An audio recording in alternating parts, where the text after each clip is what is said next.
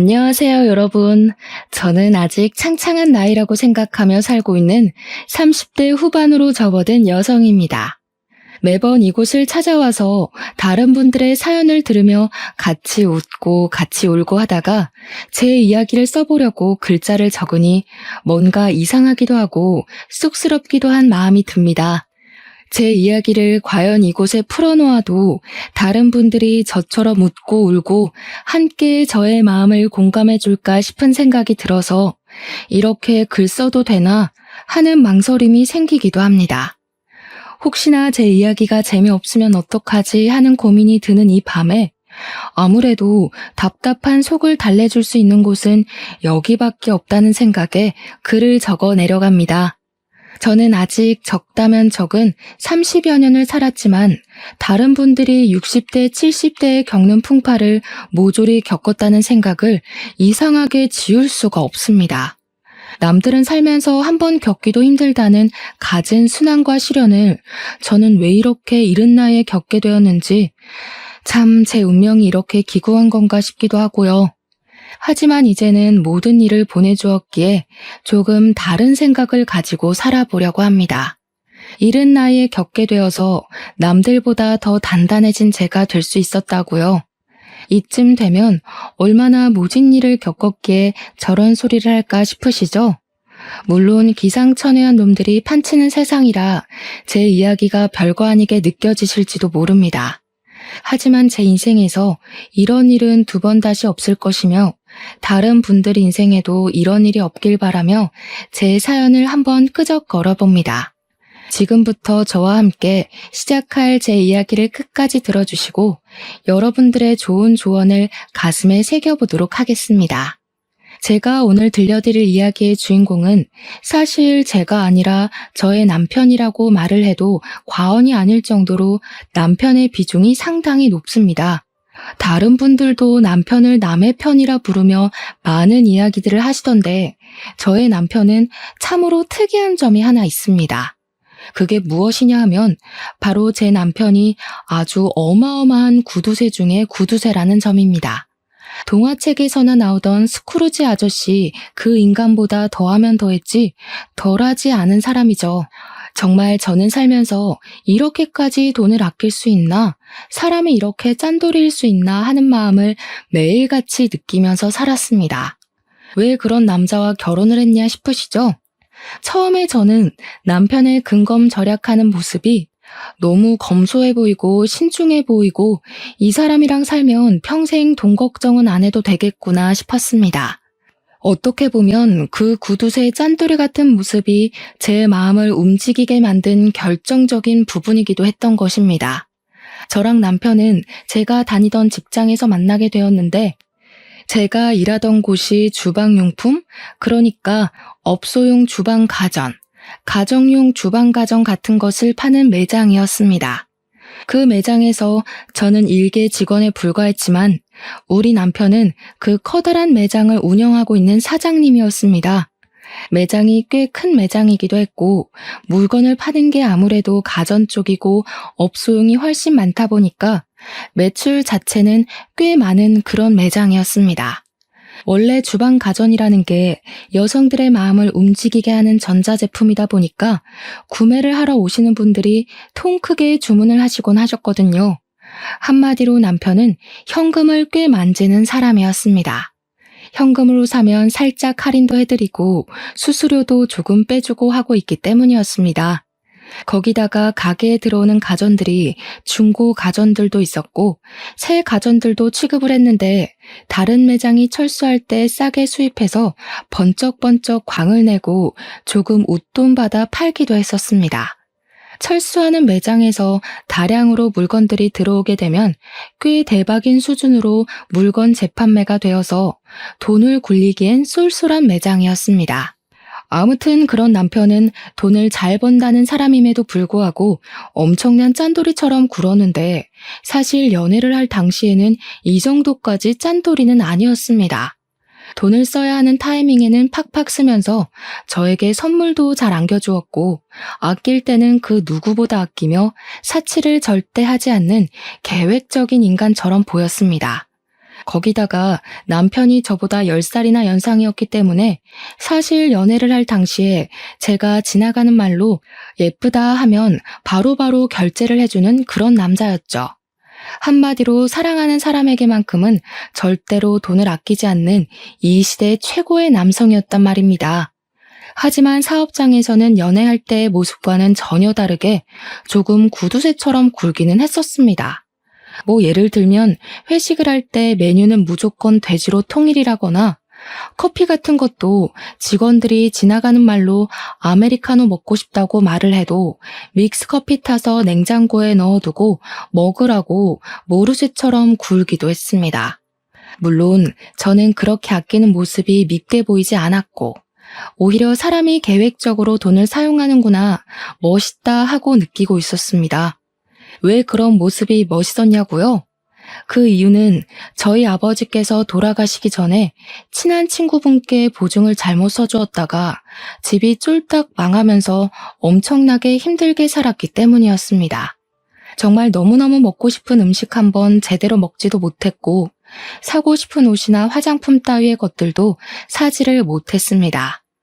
아버지 친구분의 뒤통수로 인해 그 빚을 전부 막아내고 갚아내느라 아버지께서는 한평생 팔자에도 없는 막노동을 하면서 돈을 악착같이 모으셨습니다. 그리고 그 빚을 몇 년에 걸쳐서 온 가족이 다 갚은 지 2년이 되던 어느 날 막노동을 하며 얻게 된 폐병으로 인해서 아버지는 세상을 등지게 되었습니다. 저는 정말 그 이후로 보증은 당연한 이야기고 그 어떤 사람에게도 5만 원짜리 한 장 돈을 빌려줘 본 적이 없는 사람이 되었습니다. 저도 돈이 생기면 무조건 저금을 하고 계획을 가지고 돈을 쓰는 사람이 되었던 것입니다. 저도 물론 남편을 만나기 전에 여러 연애를 하면서 살았는데 그때마다 남자친구들이 저에게 짠순이라며 저의 근검절약을 나쁘게 보는 사람들이 덜어 있었습니다. 그래서 저는 저처럼 절약하는 습관이 있는 남자를 만나고 싶다는 생각을 꾸준히 해왔었는데 완벽하게 제 남편이 제가 원하는 모습을 하고 있더라고요. 우리 남편은 정말 심각한 구두쇠지만 저에게만큼은 돈을 아끼지 않겠다고 하지 않았겠습니까? 그러니 제 눈에는 누구보다 1등 신랑감으로 보였던 겁니다. 우리 남편이 저보다 10살이 연상이었기 때문에 사실 얼굴이 좀 많이 늙어 보이기도 했고 몸매도 아저씨처럼 볼품이 없는 사람이긴 했습니다. 하지만 그 모든 단점이 우리 남편의 절약 정신으로 용서가 되었습니다. 저의 앞으로의 미래를 생각하면 편하게 살 수 있겠다 싶은 그런 남자요. 주방 가전을 다루고 있는 매장을 운영해서 그런 건지 주부들의 세심한 고충을 잘 이해하고 있는 내 남편이 얼마나 든든해 보였는지 상상이나 가실까요? 남편이 물건을 사러 온 주부들에게 입만 딱 열면 주부들이 그 언변에 살살 녹아서 물건을 구매해 가곤 했습니다. 이쯤에서 우리 남편의 자랑 아닌 자랑을 멈추고 이야기를 하자면 저는 남편에게 프로포즈를 받았고 결혼을 하기로 했습니다. 아버지가 돌아가신 이후에 쭉 혼자 살고 계시던 저희 어머니께서도 진심으로 기뻐해 주시면서 저의 결혼을 지지해 주셨습니다. 그런데 참으로 이상하게 말입니다. 도총각을 제가 구제해 주는 것이나 다름이 없음에도 우리 시모가 저를 별로 마음에 들어 하지 않는 게 아니겠습니까? 왜 그런 건지는 모르겠는데 대충 제 예상으로는 아들이 결혼을 한다고 하니까 본인에게 주는 용돈이 줄어들지는 않을까 걱정스러움에 결혼을 반대하는 것 같았습니다. 제가 30 중반쯤 결혼을 했으니 40 중반인 아들에게 얹혀서 살고 계시던 시모가 갑자기 아들이 결혼을 한다고 하니 앞으로의 걱정에 막막했던 것이겠죠. 남편이 그동안 시모를 완전히 모시고 살고 있었는데 남편 또한 저희 집처럼 일찌감치 시부를 떠나보내고 시모 혼자서 남편을 키운 한부모 가족이었기 때문이었습니다. 하지만 시모는 저희 어머니와는 조금 다르게 근검절약과는 거리가 있는 사람이었습니다. 이상하게 시모는 사치를 즐기시는 것 같더라고요. 시댁에 인사를 드리러 방문을 했는데 방 한 칸이 시모가 모은 명품백과 명품 옷들로 가득 차 있는 걸 보고 상당히 놀랐다고나 할까요? 오히려 젊은 저보다 명품 브랜드를 훨씬 많이 알고 매번 새로 나오는 신상품들도 줄줄이 꿰고 있었습니다. 시모의 탐탁지 않음을 견뎌내고 결혼식을 올리고 신혼생활이라는 것을 시작하게 되었는데 진짜 결혼한 지 한 일주일쯤 지났을까요? 황당한 일이 벌어지게 되었습니다. 갑자기 남편이 운영하던 매장에 세무조사가 들어오게 되었는데 남편이 보유한 현금과 주식에 대한 세금을 내야 한다고 신고를 받았다고 하더라고요. 누가 했는지 모르겠지만 남편이 그동안 뒤로 몰래 숨겨놓은 현금들이 꽤 있었고 세무조사가 들어오게 되면서 남편은 그 돈을 다시 옮겨놔야 했습니다. 남편은 세금을 줄이기 위해서 백방으로 발에 땀이 나게 돌아다니며 물어본 결과 보유하고 있는 주식들만 와이프에게 양도를 해도 세금이 줄어들 것이란 이야기를 듣게 되었습니다. 남편은 세금을 내는 돈이 세상에서 제일 아까운 돈이라고 하면서 저에게 주식을 양도해주겠다고 이야기를 했고 사실 저는 끼름칙해서 싫다고 했습니다. 남편은 줄기차게 부부간에 양도를 하는 것이라며 절대로 법적으로 문제될 일이 없으니 안심하라고 저에게 주식을 대거 옮겨두었습니다. 사실 저는 세금이라는 건 국민이라면 누구나 내야 하는 부분이고 이런 행동이 탈세라는 행동이라 생각을 하고 있었습니다. 마음 같아서는 끝까지 받고 싶지 않았죠. 이렇게까지 귀찮은 짓을 벌이며 세금을 내지 않으려고 하는 남편이 이해가 가지 않았습니다. 결혼한 지 3개월이 지났을 때부터 저는 점점 남편에게 실망할 만한 일들이 생기기 시작했습니다.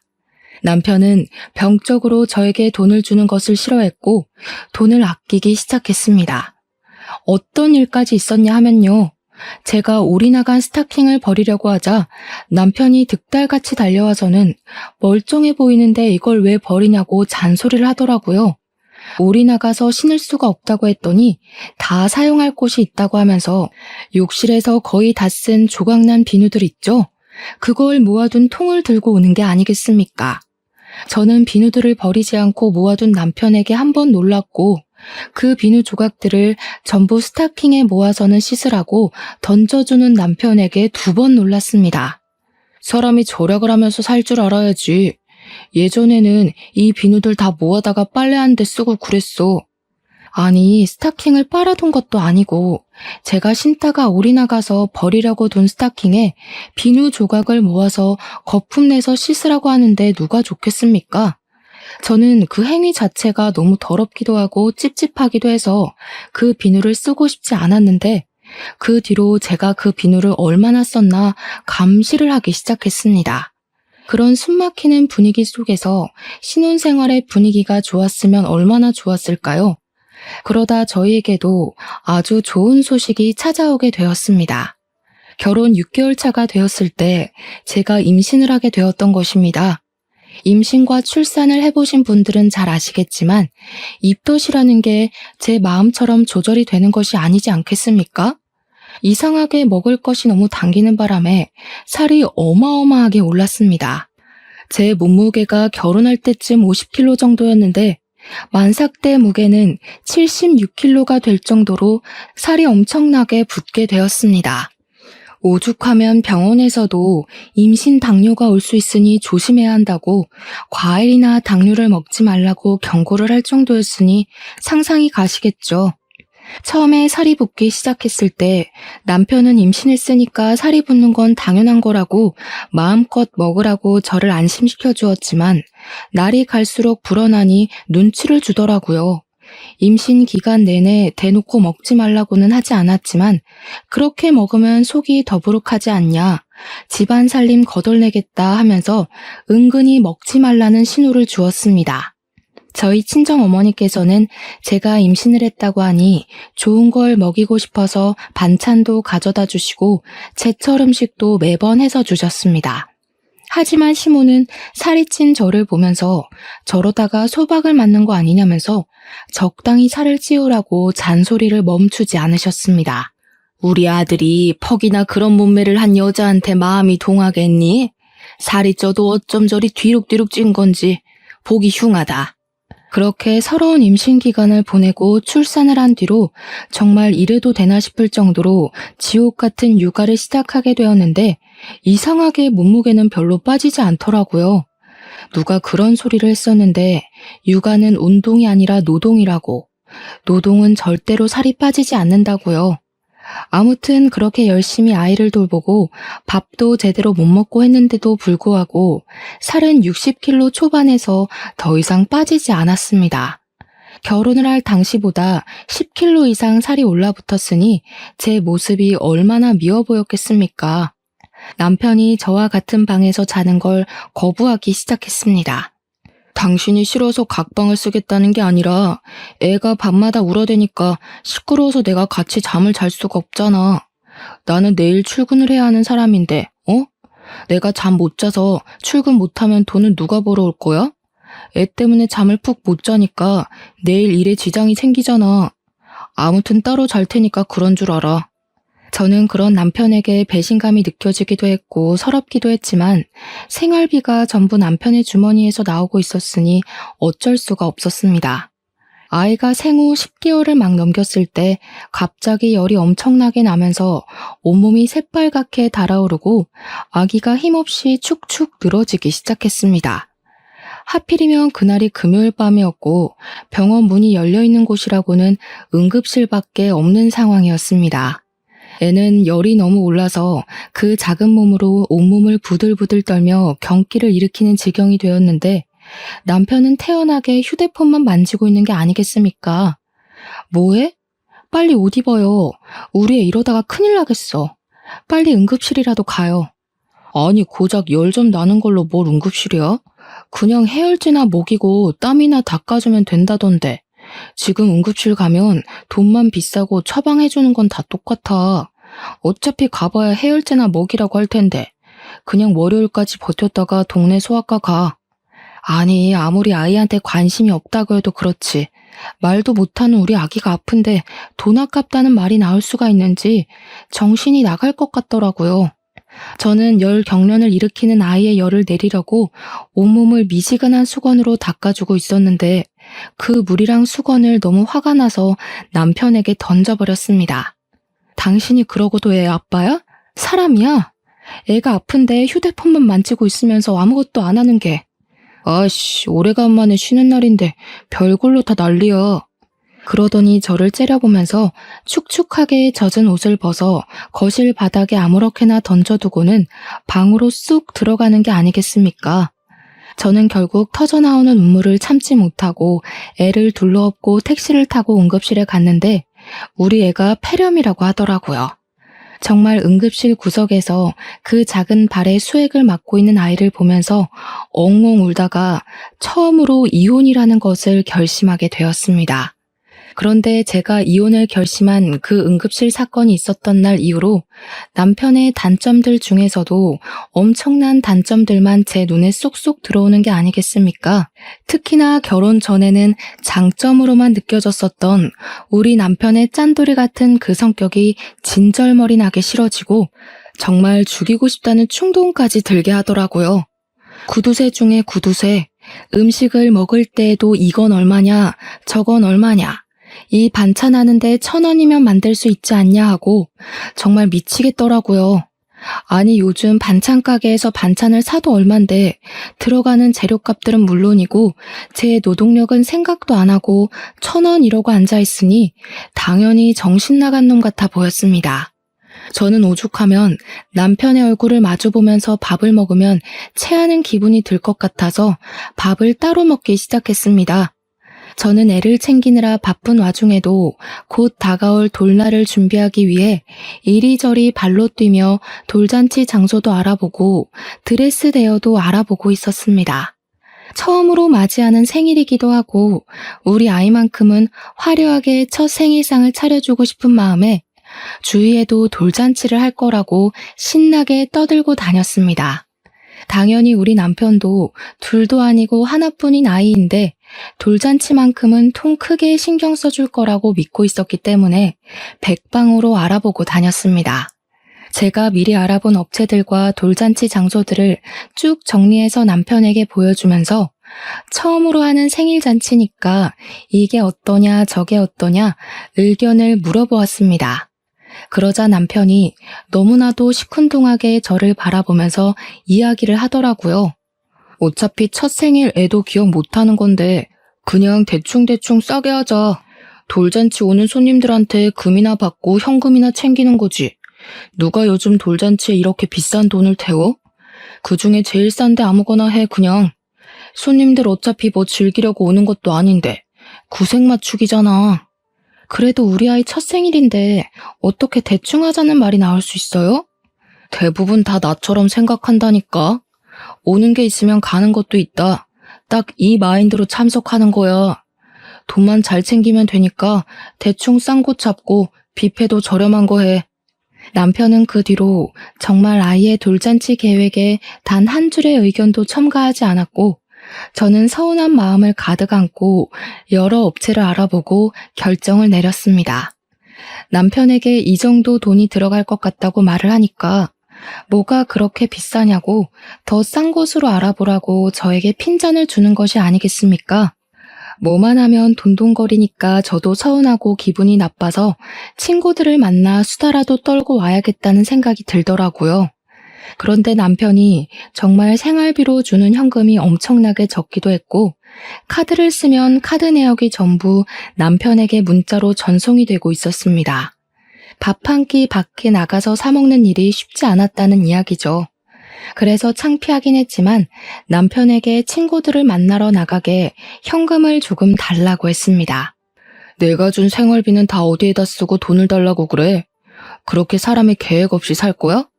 잔소리를 실컷 하며 사회생활에서 받은 스트레스를 저에게 다 쏟아내더니 현금 딸랑 2만 원을 주더라고요. 친구들 만나서 얻어먹을 줄도 알아야 한다고 하면서 커피값으로 2만 원이면 충분하지 않냐고 하는데 그 돈을 받으면서 제 처지가 어찌나 서럽게 느껴지던지 친구들을 만나서도 이런 이야기는 차마 못하겠더라고요. 10살이나 많은 남자에게 시집가서 거의 노예나 다름없는 생활을 하고 있다는 걸 제 입으로 어떻게 말을 하겠습니까? 그런데 아주 통쾌하고 기가 막힌 나름의 복수를 할 기회가 찾아왔습니다. 저희 아이가 돌잔치가 있던 그 해가 어머님의 칠순인 해와 겹치게 되었는데 생일도 비슷한 시점이었던 것이었습니다. 남편은 저희 아이 돌잔치는 싸게 빨리빨리 준비를 하라고 손님들에게 돈만 걷으면 된다고 말을 하더니 시모는 최고급 호텔에서 칠순잔치를 해주겠다고 하더라고요. 너무나도 당당하고 뻔뻔하게 저에게 이야기를 하는데 제가 기가 막혀서 무슨 대꾸를 해야 할지조차 감이 오지 않았습니다. 우리 엄마는 고생해서 나를 키워주셨는데 내가 그 정도도 못해? 우리 아이는 돈 없다고 동네 지하 뷔페에서 싸게 하자고 하더니 어머님 칠순잔치는 뭐가 다르다고 그렇게 크게 하냐 이거지. 너 진짜 생각이 못됐어. 칠순이랑 돌이 같냐?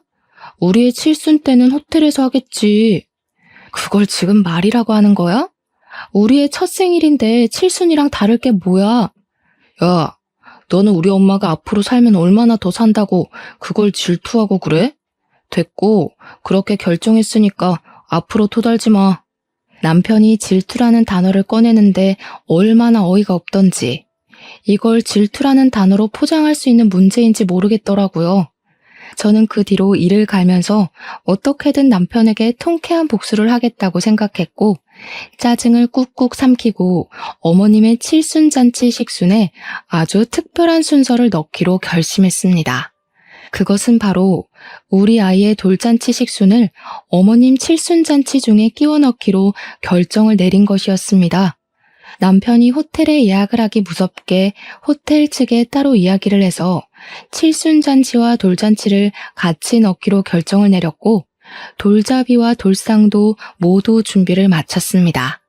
그리고 제 친구들이며 지인들에게 일일이 연락을 돌려서 그 잔치 자리에 초대를 했고 어머님 칠순잔치 겸 돌잔치를 제 손으로 모두 준비하기 시작했습니다.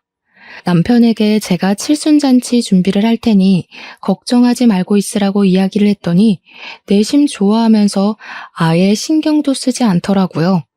단순한 사람이라 이럴 때는 참 편했습니다. 당연히 제가 이런 계획을 세우고 있다는 것을 시모와 남편은 꿈에도 생각하지 못했습니다. 우리 짠돌이 남편은 시모 칠순잔치에 방문할 손님들이 대충 100명 정도 될 것이라고 예상을 하고 있었는데 실상은 매우 달랐습니다. 우리 아이 돌잔치에 참석할 손님들만 해도 100명이 더 추가가 되었으니 얼마나 놀랐을지 상상이나 가시나요? 제가 그 100명을 끌어모으기 위해서 평소에 연락을 하지도 않던 지인들에게 일일이 연락을 돌려서 우리 아이 돌잔치에 제발 참석해서 밥이라도 먹고 가라고 며칠을 졸랐는지 모릅니다. 당일이 되어서야 예약된 인원이 100명이 아닌 200명이란 사실을 알게 된 남편이 깜짝 놀라서 호텔 직원을 찾아가 따져 묻기 시작했습니다. 호텔에서 하는 잔치다 보니까 예약 인원수대로 식사가 코스 요리로 준비가 되었고 남편이 예상한 금액의 2배가 나오게 생겼으니 정신이 빠진 사람처럼 분주하게 돌아다니더라고요. 아니, 저희가 예약한 건 100명인데 왜 200명으로 되어 있습니까? 홀을 헷갈린 거 아닌가요? 이렇게 큰 장소를 예약하지 않았는데? 지난번에 손님 200분으로 변경하신다고 전화 받았었는데요. 남편은 직원이 당황해하며 예약 변경된 인원이 맞는다고 말을 하자 울그락 푸르락해져서는 저에게 무슨 짓을 했냐고 소리를 치며 대기실로 찾아왔습니다. 그런데 제가 이미 드레스로 갈아입은 상태였고 저희 아이도 돌잔치 드레스를 입고 있으니 남편이 입을 떡 벌리면서 뒤이어 말을 못하더라고요. 저는 남편에게 아주 태연하게 턱시도를 건네면서 어서 갈아입으라고 했고 남편은 손에 들린 옷을 보면서도 이게 무슨 일인가 의아해했습니다. 한복까지 곱게 빌려 입고는 칠순잔치 한다고 아침부터 신나서 미용실에 가서 화장까지 받고 온 시모는 저와 아이의 모습을 보고 당황해하더라고요. 당연히 본인이 주인공인 줄 알았는데 더 화려한 모습으로 나타난 며느리와 손녀를 보고 입이 떡 벌리신 거죠. 그 모습이 어찌나 통쾌하고 쌤통이던지 마음 같아서는 제자리 뛰기라도 하면서 만세를 부르고 싶었습니다. 어차피 당신이 돈을 아끼라고 했으니까 어머님 칠순잔치 때 우리 아이 돌잔치도 하면 되겠다 하고 생각했지. 당신도 얼른 옷 갈아입고 와. 남편이 어이없다는 듯 헛기침을 했지만 이미 일은 다 벌어진 뒤고 손님들도 하나둘 자리를 잡고 있는데 무슨 뾰족한 수가 있겠습니까? 처음에는 시모 칠순잔치대로 식순을 했는데 시모는 이미 뒤이어 돌잔치가 시작된다는 것을 알고 있었기에 마음 놓고 기뻐하지도 못하고 인상만 뚱하게 쓰고 있더라고요. 시모 친구들은 아무것도 모르고 있다가 사회자가 이제 2부 식순으로 우리 아이의 돌잔치를 시작하겠다고 하니 다들 벙쪄서는 시모만 쳐다보았습니다. 시모는 그 자리에서 화를 내지도 못하고 불편한 한숨만 꾹꾹 삼키시더라고요. 저는 시모의 칠순잔치 축하 현수막까지 다 뜯어내고 우리 아이의 돌잔치 축하 현수막으로 새로 바꿔 달았습니다. 2부 행사처럼 돌잔치를 하고 돌상에 돌잡이에 스냅 사진이라는 것까지 알차게 다 찍은 다음 밥도 맛있게 먹었습니다. 그날 밥맛이 어찌나 좋던지 시모와 남편의 똥 씹은 얼굴이 반찬이더라고요. 그 이후에 남편은 식대로 나온 금액을 보고 온몸을 부들부들 떨었습니다. 애초에 자식 생일에 돈을 아끼지 않았으면 이것보다 당연히 싸게 먹혔을 텐데 자기 꾀에 자기가 넘어간 것 아니겠습니까? 모든 행사가 끝이 나고 옷을 갈아입고 나왔는데 분노에 휩싸인 시모가 갑자기 제 머리통을 확 치는 게 아니겠습니까? 네가 아주 내 친구들 앞에서 나를 망신 주려고 작정을 하고 덤비는구나. 순간 머리가 울리는데 저도 이성을 잃게 되더라고요. 열이 받으니까 눈에 보이는 게 없어서 저도 그만 시모의 머리통을 그냥 빡 날려버렸습니다. 아무래도 젊은 제가 팔 힘도 훨씬 좋지 않겠습니까? 애써 고정시킨 시모의 머리가 흐트러지고 옆으로 휘청거리시더라고요. 시모가 진짜 아프긴 아팠는지 눈물을 뚝뚝 흘리면서 남편을 바라보는데 남편이 씩씩거리면서 시모 편을 들더라고요. 너 정신 나간 게 틀림없구나. 지금 우리 엄마를 때려? 야, 너네 엄마가 내 머리통 때린 건 눈에도 안 보이냐? 야, 너네 엄마? 이게 진짜 그거랑 그게 같아? 어? 너 10대가 지금 얼마가 나온 줄 알고 이러는 거야? 이 홀 빌리는 데만 1,000만 원이야. 그런데 지금 10대만 2천만 원 나온 게 말이 되냐고. 너네 엄마네 손님들은 돈도 별로 안 내놓고 갔나 봐. 우리 애 손님들은 금반지에 돈봉투 아주 두둑하게 했던데. 그걸 왜 네가 챙겨? 내놔. 어머, 이걸 어쩌지? 현금은 이미 통장에 넣었고 금반지는 우리 엄마한테 녹여서 목걸이 만들어달라고 보냈는데. 그렇게 통쾌한 복수를 하고 난 이후 남편은 아주 치사한 방법으로 저를 괴롭히기 시작했습니다. 바로 생활비를 확 줄여버린 것이었습니다. 남편은 생활비를 줄이면서 저에게 돌잔치 때 돈 많이 챙긴 거 아니었냐고 그 돈으로 생활하면 되겠다고 비아냥거렸습니다. 저는 아기 분유값에 기저귀 값에 부가적으로 들어가는 돈 때문에 힘들어 죽겠는데 남편이라는 놈이 저런 식으로 나오니까 열이 받아서 더는 이렇게 못 살겠다 싶었습니다. 거기다가 저랑 애한테 들어가는 돈은 그렇게나 아끼고 아껴대면서 자기 먹고 노는 돈이랑 시모에게 들어가는 사치 비용은 하나도 아끼질 않더라고요. 맨날 말로만 죽겠다 죽겠다 하고 정작 쓰는 돈은 펑펑 쓰니 제가 열이 안 받겠습니까? 지 허리벨트 하나 사는 것까지도 전부 명품으로 긁어대면서 우리 아이와 저는 이렇게 거지꼴로 아껴 살아야 하나 싶은 생각이 들었습니다. 그러던 어느 날 항상 하늘은 불쌍한 자를 돕는다고 하지 않겠습니까? 우리 남편이 친구를 따라가서 돈을 더 불리고 싶다는 욕심에 큰 투자를 하나 하게 되었습니다. 물론 저에게는 비밀로 하고 가게 보증금까지 담보로 잡고서는 고위험에 속하는 주식 투자를 하나 들어가게 되었는데 사실 저희 남편이 투자를 잘하긴 하거든요. 엄청나게 좋은 주식이라는 말에 큰돈 한번 당겨보자는 심산으로 친구 따라 알아보지도 않고 아무 주식이나 들어갔다가 휴지 조각으로 변해버리고 만 것입니다. 있는 돈으로만 투자를 했으면 돈 잃고 마는 것인데 가게에 보증금까지 걸어뒀으니 남편 발등에 불똥이 튀기 시작한 거죠. 거기다가 엎친 데 덮친 격으로 팔았던 물건들에 어마어마한 클레임이 걸려오면서 된통 그 값까지 뒤집어 쓰게 된 것입니다. 우리 남편은 순식간에 빚더미에 앉은 알거지가 되었습니다. 남편은 급한 불을 끄고자 시모에게 가서 돈을 좀 빌려달라고 했는데 저희 시모도 엄청난 사치왕이라고 하지 않았겠습니까? 당연히 돈 없다고 했다더라고요. 그 이후에 남편은 정말 정신 나간 사람처럼 쉬지 않고 이곳저곳에 돈을 빌리러 다니기 시작했는데 어쩜 돈을 빌려주겠다고 나서는 친구가 하나도 없었습니다. 저는 그런 초라한 남편의 모습을 보면서 깨닫게 되었습니다. 남편이 오죽 짠돌이처럼 굴었으면 이런 위급한 상황에 돈을 빌려줄 친구가 하나도 없는지 말입니다. 저도 물론 근검절약하는 생활을 이어가긴 했지만 남편은 저와 수준이 다를 정도로 주위 사람들에게 돈을 아끼면서 살았거든요.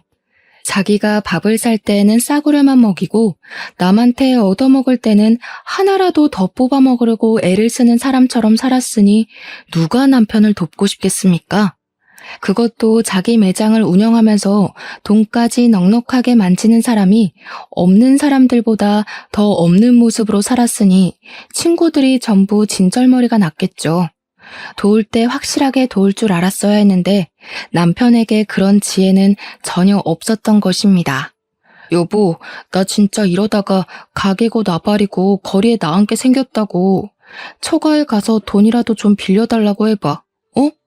저에게 사정사정을 하다가 돈 빌려오라고 윽박을 질렀다가 하는데 저는 그런 남편의 모습이 너무나도 웃겨서 깔깔거리며 비웃어 주었습니다.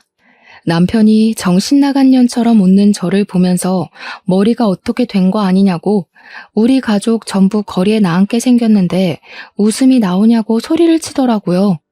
저는 그런 남편에게 정색을 하며 이야기를 했습니다. 왜 웃으면 안 돼? 그동안 지사치하는데 돈 쓰고 할 때는 아까운 줄 모르고 팍팍 쓰더니 이제 와서 아쉬우니까 친정 타령? 우리 집에 도대체 뭘 해준 게 있다고 우리 엄마 돈을 가져오라고 하는 건데? 당신 진짜 양심 없다.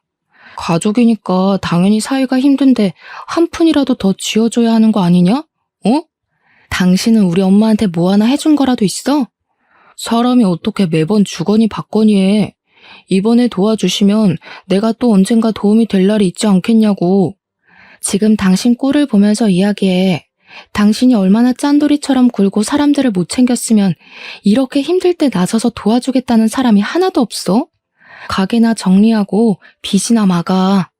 그랬더니 남편이 입에 거품을 물면서 가게를 정리하고 나면 우리 가족들 전부 뭐 먹고 살라고 그런 소리를 하냐고 화를 내는 게 아니겠습니까? 정말 연애할 때랑은 판이하게 다른 모습으로 저에게 신경질을 내는데 제가 그동안 이딴 저급한 인간을 남편이라고 믿고 살았다는 게 후회가 되더라고요. 저는 이혼을 확실하게 결심한 뒤였기 때문에 속이 후련해질 때까지 남편에게 비아냥거리기로 결심을 했습니다. 내가 이대로 혼자 죽을 줄 알아? 내가 망하면 우리 가족 전부 다 망하는 거야. 왜 우리 가족이 다 망한다고 생각해? 당신만 망하는 거야. 나는 당신이랑 이혼할 거거든. 저는 이혼을 결심한 이후에 품에 소중하게 안고 지냈던 이혼 서류를 남편에게 떡하니 내밀었습니다. 남편은 이혼 서류를 받아들고서 한참을 씩씩거리며 분노를 참지 못하더니 저에게 삿대질을 하면서 목에 핏대를 세우고 말을 하더라고요. 누구 마음대로 이혼이야? 이 옆에 내가 편하게 살게 해줬더니 감히 내 뒤통수를 치겠다는 거야? 편하게 살게 해줘? 누가 누구를 편하게 살게 해줘? 당신이 나한테 그동안 했던 짓을 생각해봐. 얼마나 치사하게 굴었는지. 한 푼 두 푼 아껴서 지금까지 일도 안 하고 먹고 살게 해줬으면 감사한 줄 알아야지.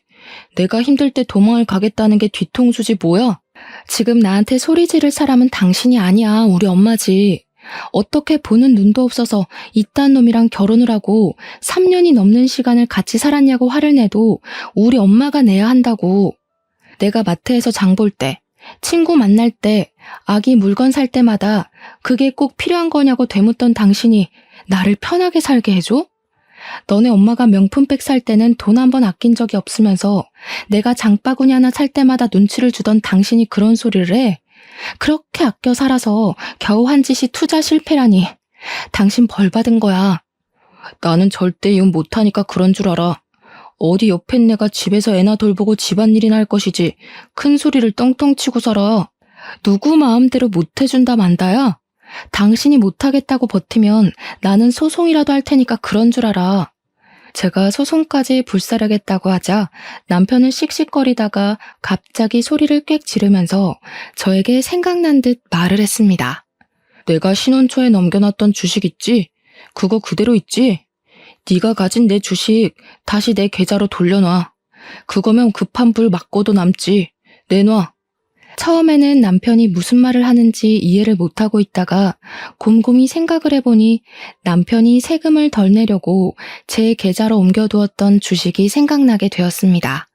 저는 남편에게 끝까지 유익한 일을 하고 싶지 않았기 때문에 발악하는 남편을 두고 간단하게 챙긴 짐을 들고 친정으로 도망치듯 나왔습니다. 남편은 제가 이러다가 말겠지 하고 생각을 했는지 저를 찾아오지도 않고 메시지만 열심히 보내더라고요. 지금 돌아오면 용서해주겠다, 생활비를 더 줄여버리겠다 하는 아주 추잡한 메시지들을 보내면서 저에게 주식이나 빨리 확인해보라고 하더라고요. 저는 남편의 마지막 메시지를 확인하고 생각이 나서 힘들게 주식 앱을 설치하고 들어가서 잔고를 확인해 보았습니다. 그리고 저는 너무 놀라서 입을 틀어막게 되었습니다.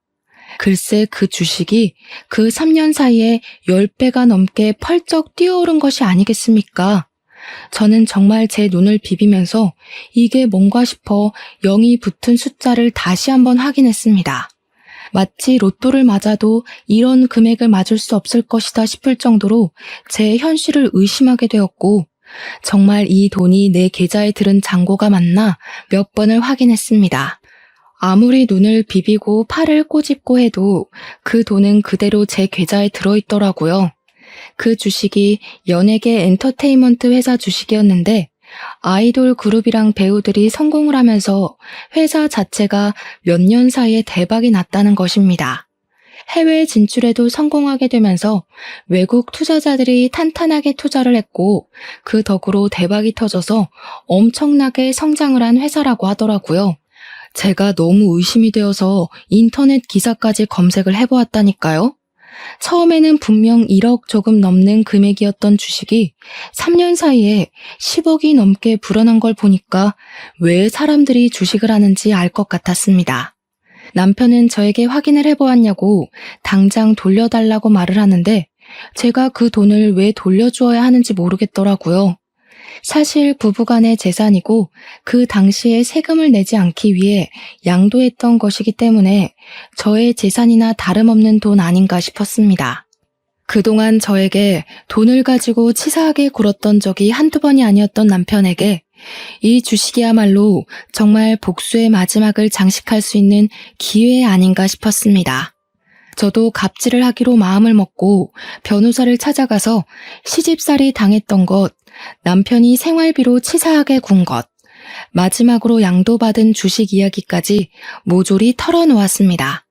변호사는 저에게 세금을 피하기 위한 불법적인 수법으로 양도를 했기에 이 주식을 굳이 돌려주지 않아도 된다고 말을 하더라고요.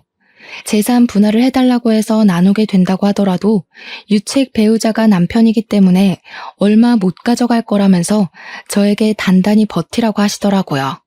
변호사님까지도 제 편을 들어주시는데 제가 화려한 뒤통수를 때려야 하지 않겠습니까? 남편이랑 시모는 그 주식값이 뛴 것을 보고 계속해서 저를 귀찮게 했지만 저는 그들을 완벽하게 무시했습니다. 결국 남편의 가게가 넘어가고 가게며 집이며 전부 빨간 딱지가 붙어버렸고 우리의 신혼집 또한 경매로 넘어가게 되면서 남편은 시모 집에서 얹혀 살게 되었습니다. 시모는 망해버린 아들이 돈까지 주지 않으니까 사치를 못해서 답답해 죽겠다며 읍수를 했습니다. 결국 둘 다 저를 찾아와 무릎을 꿇고 빌면서 한 번만 도와달라고 사정사정을 하더라고요. 제가 가진 돈의 반의 반만이라도 나눠주면 안 되냐고 잘못했다고 말입니다. 저는 당연히 그들의 처지를 비웃으며 응, 안 돼, 돌아가 하면서 약을 올렸습니다. 내가 당신한테 돈 가지고 벌벌 기었던 걸 생각하면 이 뒤통수에 몇 배를 돌려줘도 모자랄 지경이야. 앞으로도 그렇게 짠돌이처럼 아껴 살면서 돈 모아서 갚도록 해. 알겠지? 아, 그래도 내가 그동안 살았던 정이 있으니까 밥 사 먹을 돈은 줄게. 그러면서 지갑에서 딱 2만 원을 꺼내서 남편에게 주었습니다. 남편은 돈을 받으면서 부들부들 떨더라고요. 밥 먹는데 무슨 10,000원씩이나 들어? 적당히 분식 같은 거 사 먹어. 그럼 넉넉하게 쓸 수 있어. 아메리카노도 한 잔 먹고. 남편이 벙찐 얼굴로 저를 바라보는데 친정 어머니께서 경찰에 신고를 하셨더라고요. 여기 주거 침입한 사람들 당장 잡아가라고요. 경찰이 와서 시모와 남편을 잡아 끌고 가는데 끝까지 시모는 발악을 하고 남편은 망연자실한 얼굴로 아무 소리도 못하고 질질 끌려나갔습니다. 결국 남편이랑은 7개월의 소송 끝에 이혼을 하게 되었고 재산 분할해주라는 결과가 나오긴 했는데 주식의 10%만 주면 된다고 하더라고요. 쿨하게 딱 1억 송금해주고 끝냈습니다. 저는 남편 덕에 공짜로 얻은 돈으로 우리 아기를 잘 키우면서 행복하게 살고 있어요. 거의 9억이 넘는 돈이 생긴 덕분에 지금은 친정 어머니와 함께 여유 있는 생활을 즐기는 중입니다. 해외까지는 아니지만 국내 여행도 자주 다니고 있고 우리 아이를 위해 부족함 없이 지내고 있어 몸도 마음도 건강해지고 있답니다. 여러분께서 큰 결정을 내릴 때 저의 이야기가 도움이 되길 바라면서 오늘 저의 사연은 여기서 마치도록 하겠습니다. 감사합니다.